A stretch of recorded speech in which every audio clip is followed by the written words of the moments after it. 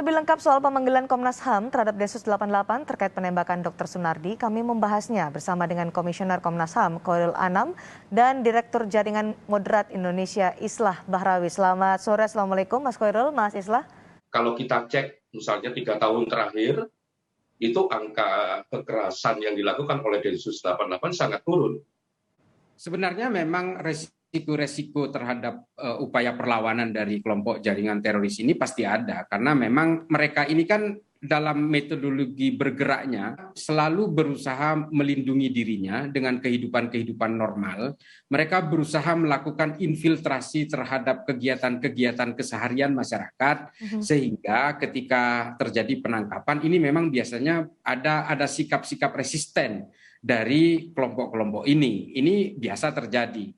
Nah, cuma memang resistensi ini terkadang bersifat lembut, ada juga yang bersifat frontal seperti yang dilakukan oleh Dr. Sunardi ini. Nah, ketika resistensi itu yang bersifat frontal tadi membahayakan masyarakat sekitar, membahayakan para penegak hukum yang sedang melakukan upaya penangkapan, ini memang situasinya kemudian berkembang menjadi situasi yang overmah tadi. Nah, dalam situasi overmah memang tidak ada pilihan lain untuk tindakan tegas yang terukur seperti yang dilansir oleh Mabes Polri. Penangkapan yang dilakukan oleh Densus dalam beberapa tahun terakhir ini lebih berbasis kepada deradikalisasi, reintegrasi, dan kontraradikalisasi. Jadi ini ditangkap untuk disadarkan, bukan lex talionis, bukan karena dendam kemudian mereka ingin disakiti. Kalau menurut saya ini dalam situasi apapun, apalagi ini menghadapi kejahatan transnasional, ini secara kacamata awam ya, yang dihadapi ini sebenarnya adalah orang-orang yang merasa berjuang atas nama agama, yang orang-orang yang menurut mereka siap mati misalnya. Ini kan memang menjadi situasi yang berbeda ketika menghadapi kejahatan teror. Jadi memang catatan 3 tahun terakhir ini yang terjadi adalah banyak penangkapan, tapi angka kekerasannya menurun. Karena memang penangkapan itu diorientasikan kepada program deradikalisasi, program integrasi, dan sebagainya.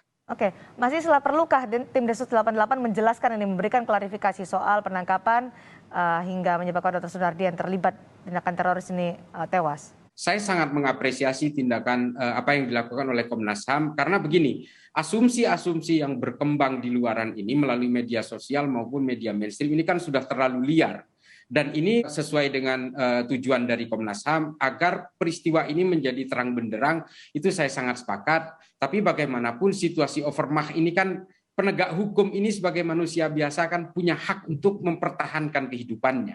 Nah, ini yang harus kita pahami, dan saya meyakini bahwa dari pihak Densus 88 pasti didukung oleh data-data yang kuat, termasuk rekaman-rekaman video, termasuk kesaksian-kesaksian dari masyarakat yang menyaksikan secara langsung ketika peristiwa itu terjadi, termasuk dari gelar perkaranya sendiri. Dari mana kok tiba muncul nama Dr. Sunardi? Ini kan pasti pengembangan dari kasus-kasus sebelumnya, dari penangkapan-penangkapan sebelumnya, dari bagaimana Hilal Ahmar ini secara legalitas kok dilarang di berbagai negara, bagaimana mereka bergerak di bawah permukaan. Kalau orang-orang awam pasti melihatnya ini seolah-olah kehidupan Dr. Sunardi ini kan normal-normal saja. Tapi ini kan metodologi terorisme.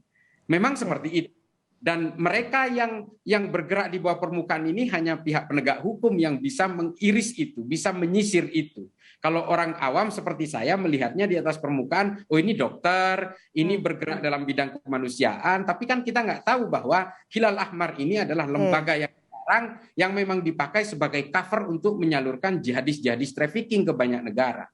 Ya, ini memang penting ya, karena memang ini menyangkut nyawa manusia bagaimanapun. Tapi kalau melihat konsep dari penanganan Densus, cegah dan tindak Densus dalam beberapa tahun terakhir, ini memang Densus sangat mengacu kepada bagaimanapun terorisme ini adalah kejahatan pemikiran.